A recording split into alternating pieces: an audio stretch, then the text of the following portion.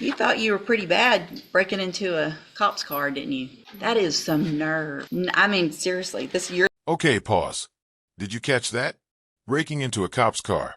That's not just bold. That's next level reckless. It's like robbing a bank while the security guard is still on shift. And judges don't forget stunts like that. It sets the tone for the entire sentencing. You're the second person I've had in 11 years that has had the nerve to do that. All right, sir, you're Bryce Thomas. And Mr. Thomas was previously in court, entered pleas of guilty in cause number 24, DCCR 0389 to the third-degree felony offense of prohibited weapon. Cause number 24, DCCR 0390, also a third-degree felony of possession of a prohibited weapon. Cause number 24, DCCR 0391, pled guilty to the state jail felony offense of theft of a firearm. Cause number 24, DCCR 0392, pled guilty to the lesser offense of indecency with a child by exposure, also a third-degree felony. There was no plea agreement. I have received and reviewed the pre-sentence report. Has everyone had an opportunity to review that report? State has. In addition, there is also the largest packet I've ever received of jail. Hold up, did you hear that? The judge just said this is the largest stack of jail incident reports she's ever seen. Translation: this defendant wasn't just in trouble outside. He was running up a rap sheet inside jail too. And if you can't behave behind bars, what does that say about your chances on probation? Incident reports in a case. Did everyone have an opportunity to review those? Yes, I took an evening and 35 pages. I reviewed them one evening. State reviewed all 35 pages of it. In addition, the state has filed a state sentencing memorandum. Mr. Burbank, did you receive that and were you able to review it? Okay. Anything else, any objections or corrections or additions to the report? No, sir. All right, Mr. Burbank, you may proceed. Your Honor, this is a very young kid that in a very short period of time kind of jumped or stepped off the cliff and got himself in a lot of trouble. I will represent to the court when I was encased by his family. One of my issues was the recovery of the weapons because they were law enforcement weapons. I will represent to the court that almost immediately, mysteriously, weapons ended up in my office in the front hallway and were returned to the sheriff's department. And I'd like the court to take notice that those weapons are off the street and back into the department. Could you speak up a little bit, please? Oh, back into the department. The would go open because I do not have a recommendation. You can place him on probation for a period of 10 years and see what he does. These are third-degree felonies that you can do. At the very end, state jail does, I believe, the theft of the firearm. You could put him in a state jail for a period of time and put him on probation for the other one.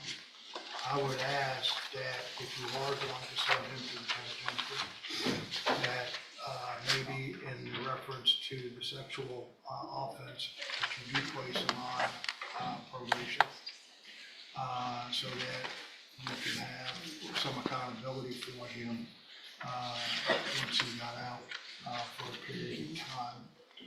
That would give the court maybe whether or not he's learned his lesson.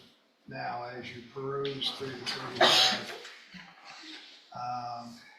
pages of incident reports, and I'm not trying to be funny, because I've talked at length with Mr. Thomas about those, and he'd like to address the court on those. It is what it is, and that's not behavior of whether or not he would be able to follow the court's orders if he can't follow what's going on in jail for a period of time in reference to probation. I would ask that the court would ask Mr. Thomas. Yeah, go ahead. You have something to say? You don't have to say it. I could just say it's just young, dumb, just being in jail at a young age and not really knowing what. I got write-ups. Yeah, but once you get several write-ups, the whole point of growing up is to learn from your mistakes. Yes, ma'am. So if you keep getting write-ups, then you can't just say, This is a classic courtroom moment. The young and dumb defense. Judges hear it all the time. But here's the kicker. Excuses might explain mistakes, but they don't erase patterns. And with multiple write-ups, the judge isn't buying it. What do you think? Should youth give someone a lighter break? Or do repeated bad choices cancel that out? hey, I'm young and dumb, so I keep getting write-ups. I don't disagree that you're young and dumb, but this is ridiculous. Like, I mean, I know our jail cannot wait for you to get out. Cannot wait. Mr. Coleman? Yes, Your Honor, I'll be brief since I put everything, I made the state's position clear and I've sent it to the memorandum.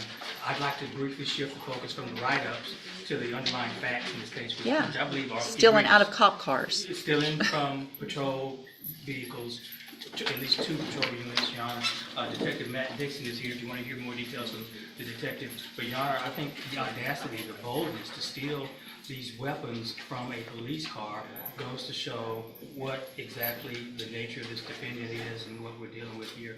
And even more than that, Judge, it appears from the underlying facts that the defendant may be implicated in a series of other car burglaries. We've got a Glock switch that converted one of those weapons into a fully automatic weapon. He was conspiring with another juvenile, a 16-year-old, to steal the weapons, which a photograph is attached to my sentencing memorandum if you've seen it. This was nothing less than an arsenal that these kids amassed, Judge. I shudder to think what could have become of these weapons if they would end up in the hands of other criminals, if they could have been used against law enforcement, Your Honor. Long gone are the days where there's a low caliber Saturday night special that these kids use, you know, in some type of a crime. They are loaded for bear with fully automatic weapons. I'd ask the court to make an example out of this defendant. He benefits from not having a criminal history to speak of, but Your Honor, this is beyond the pale. I'd ask you to send him, do 2 things, a split sentence in this case. Sentence him to prison for what he's done, and then following that, a consecutive probation period so that we can continue to monitor him and supervise him after he's released from prison. Thank you, Your Honor.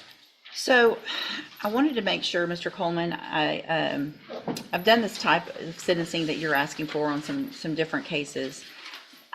I think the probation period. Whoa, did you catch that detail? A Glock switch. That tiny device turns a regular pistol into a fully automatic machine gun. That's not kid stuff. That's battlefield-level firepower. Now imagine those weapons in the hands of unsupervised teens. This is where the stakes jump from dumb theft to potential tragedy.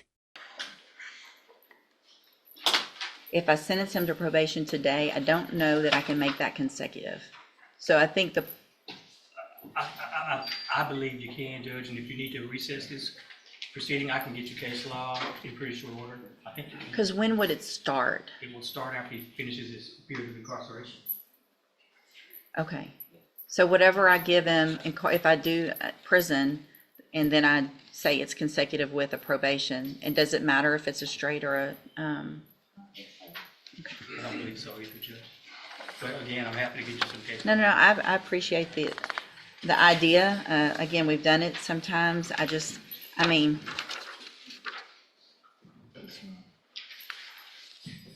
what are y'all doing? What are you doing with all these?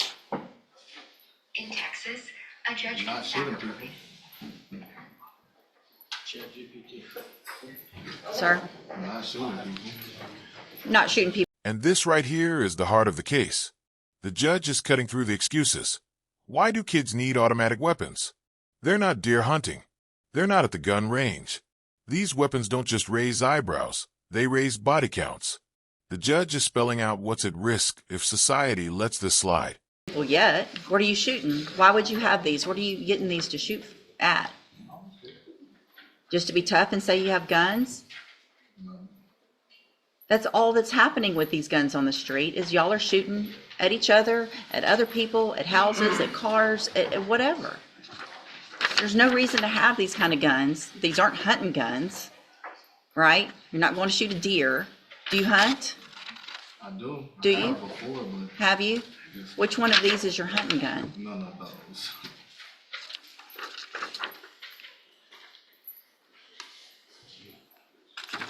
You thought you were pretty bad breaking into a cop's car, didn't you? That is some nerve. I mean, seriously, you're the second person I've had in 11 years that has had the nerve to do that.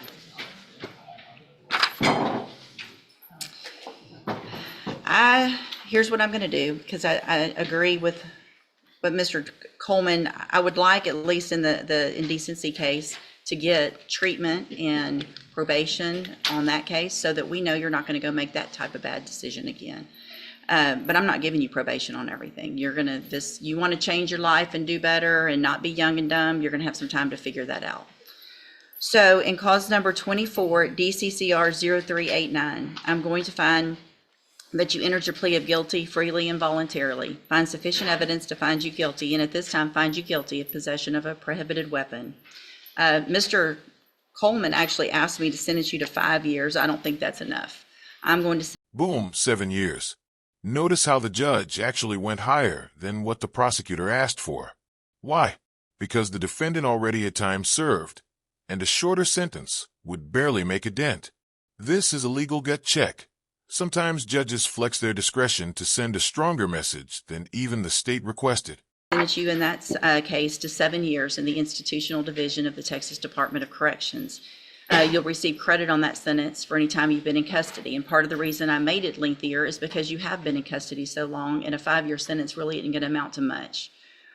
Cause number 24, DCCR 0390, also find sufficient evidence to find you guilty, and at this time find you guilty of possession of a prohibited weapon. Sentence you to a term of 7 years in the institutional division of the Texas Department of Corrections. You will also receive credit on that sentence for any time that you've been in custody that the law gives you the right to receive. In cause number 24, DCCR 0391, find sufficient evidence to find you guilty, and at this time find you guilty of the state jail felony offense of theft of a firearm. Sentence you to a term of 2 years in the state jail prison. You will receive credit on that sentence for any time that you've been in custody that the law gives you the right to receive. Then in cause number 24, DCCR 0392, find sufficient evidence to find you guilty. However, in that case, I'm going to defer all proceedings, place you on probation. No, that's the third. I'm going to find you guilty of that offense, sentence you to a term of 10 years in the institutional division, but I'm going to suspend that and place you on probation for 10 years. Can I address the court on that? Mm-hmm. With a deferred, though, with the registration, it would, if he did comply after he got out, that he may have a chance instead of a conviction. He's already got 3 convictions. Well, I understand that, but a sexual kind of. May I respond, Judge? That is a reduced plea to a reduced charge. I agree. I want to ask. Can I give a straight on indecency though? Hold on. I think it has to be deferred. Hold on. Yeah, it has to be deferred. Okay, so I'm going to go back in that cause number, which ends in 0392. Find sufficient evidence to find you guilty. However, I'm going to defer all proceedings, and I'm going to place you on probation for 10 years. That will run consecutively to the other cases. So that probation does not start until you get out of prison. Then, if you violate that probation, you could be sentenced up to 10 years in that case. So you're going to be under supervision or in custody for a very long time. So if you really want to change your ways, you're going to have every opportunity to do that. If you don't, you're going to end up, number one, you're probably not going to make parole if you keep acting like you've been acting here. If you get to prison and you act like this, you're not going to make your parole. You're going to do that whole 7 years. That's going to be up to you. The sooner you get out and act right, the sooner you can start this other probation and get off of it, grow up, and maybe change your life. That's going to be up to you. On that deferred, I am going to order a $500 fine that you follow all of the conditions of probation. That's going to include sex offender treatment, going to whatever classes are necessary, staying clean, not getting in any trouble, all of those kinds of things. Do you understand? Mr. Coleman? Your Honor, is there a deadly weapon finding option with these weapons? I don't think so. You don't think so? Okay. Okay. Unless you can, I don't think that's, We didn't allege it. well, and they're not, possession of a prohibited in the 3G, so I don't think we can. Okay. Yeah. I'm sorry. All right, so all of these are actually wrong because y'all marked off plea bargain and there wasn't a plea bargain. So I'm going to hand you the trial court certification in all of your cases. This shows that these were not a plea agreement. It was a plea agreement, Judge, because there's a, no. Oh, because of- No, there was an unauthorized use that we agreed would be dismissed. And also the lesser offense in that, so there was consideration taken, so this was an agreement, at least for those reductions. Okay, so you have waived your right to appeal. In these cases, I'm going to hand you those certifications. I'm also handing you a written admonishment regarding your ineligibility to possess a firearm or ammunition. Because of the judgments entered against you, you're ineligible under Texas law to possess a firearm or ammunition. Possession of a firearm or ammunition could lead to charges against you. Firearm is a legal term, and you should read that written admonishment I provide you to see what devices qualify as a firearm. If you have questions about the laws that make you ineligible to possess a firearm or ammunition, or about how long that lasts, you can talk with Mr. Burbank. All right, good luck to you, sir. You can go back with the bailiff. I approached you. Yeah. We have Mr. Jenkins that you're gonna